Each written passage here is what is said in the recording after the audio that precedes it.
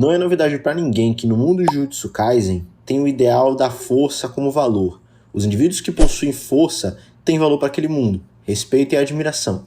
Mas o que esse mundo entende por força é energia amaldiçoada. Não é incomum que os feiticeiros se achem superiores aos humanos comuns. Afinal, eles têm poder, eles têm controle, eles podem influenciar o mundo ao redor deles. E um belíssimo exemplo desse tipo de crença é Suguru Geto, que vê os indivíduos normais como primitivos, inferiores, primatas. Muita gente estabelece Geto como o paralelo de Gojo, quem ele poderia se tornar com a morte de Rico. Mas para mim, o paralelo perfeito para Satoru Gojo é justamente o assassino de Rico, Toji Fushiguro. E agora nós vamos entender isso. Toji, como todos sabem, nasceu no clã Zenin. Esse clã internaliza fortemente o pensamento que eu falei sobre o valor do indivíduo e sua força. Toji não tem isso. Ele nasceu com a restrição celestial, uma espécie de pacto vinculativo que ocorre no indivíduo quando ele nasce.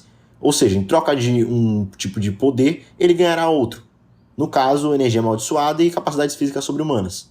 A restrição celestial de Toji consumiu toda a energia amaldiçoada, o concedendo um corpo com capacidades físicas absurdas, capaz de lutar e até vencer feiticeiros. Mas esse tipo de força não tem valor para o mundo Jujutsu nem para o clã Zenin, condenando Toji a uma vida de exclusão e maus tratos. Para eles, ele era menos do que um humano, um primata. A única exceção era Naoya, que quando criança conhece Toji, e sua perspectiva da ovelha negra sendo alguém patético e fraco é quebrada quando ele percebe a força nos olhos de Toji. Inclusive, futuramente ele diz que o lugar de Jinichi deveria sair de Toji, já que ele era mais forte. E perceba que Naoya valoriza Toji não porque ele é uma pessoa que merece respeito como os outros, mas sim por sua força. Gojo é o total oposto de Toji nesse sentido. Ele nasceu no clã Gojo e foi o primeiro indivíduo em séculos a ter tanto os 6 olhos quanto o Mugen, técnicas extremamente poderosas e, claro, uma reserva gigantesca de energia amaldiçoada, provocando assim um desequilíbrio na balança de poder daquele mundo só por ele nascer. E agora, os feiticeiros tinham uma espécie de super trunfo contra as maldições. E num mundo em que valoriza energia amaldiçoada acima de tudo, Gojo era uma celebridade.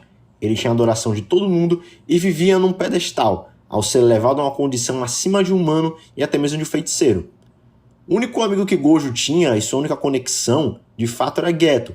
Afinal, Geto era mais forte do que a maioria.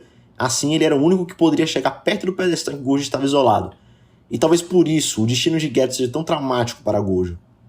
Eu acho muito interessante como esses dois, os mais fortes em suas respectivas áreas, Gojo, o feiticeiro mais forte, e Toji, o humano mais forte, são um paralelo entre o que aquele mundo mais valoriza com o que ele mais repudia.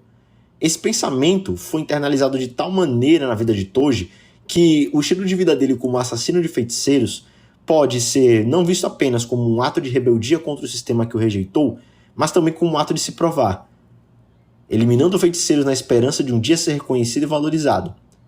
Quando ambos se enfrentam pela primeira vez, Toji, ao derrotar tanto Geto como o Gojo, diz sua célebre frase sobre os dois serem abençoados, mas, mesmo assim, com todas aquelas bênçãos, eles perderam para ele, que se chama de primata. Mas quando Gojo retorna, dessa vez num patamar muito superior a qualquer feiticeiro, Toji contraria seus instintos e tentou derrotar de novo, querendo destruir Gojo, agora motivado pelo ego, e ir contra o mundo Jujutsu em sua figura de maior adoração. Mas Gojo, agora com uma compreensão superior da energia amaldiçoada reversa, vence Toji utilizando o roxo, e nesse momento, ambos encarnam a figura de Buda e do macaco.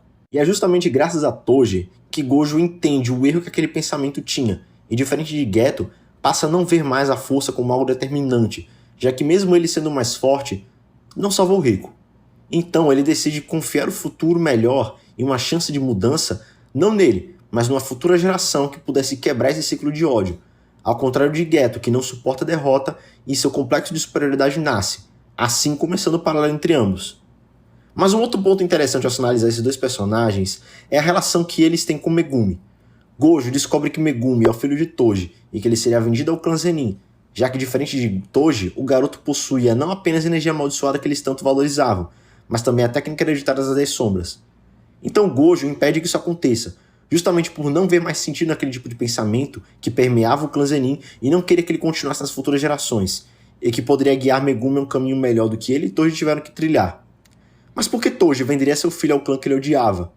Bom, embora em parte seja por puro egoísmo, eu acredito que Toji, já tendo internalizado o sentimento de inferioridade, Ao perceber que Megumi foi abençoado com energia amaldiçoada, achou que ele poderia viver melhor com o clã Zenin e assim tendo todo o luxo e uma vida boa que aquele mundo poderia oferecer, do que viver com ele, um homem quebrado e sem aquilo que o afastava de um sistema que ele odiava. Então quando ele volta no arco de Shibuya e pergunta o nome de Megumi, e o mesmo responde Fushiguro, Toji se sacrifica para não feri-lo, pois aquilo significava que Megumi não era um Zenin, o símbolo e personificação de tudo de ruim que havia naquele mundo, mas sim alguém que carregava o nome do único raio de esperança que ele tinha na vida. E é claro, Megumi era a esperança de ambos, no futuro melhor e em quebrar o ciclo de ódio.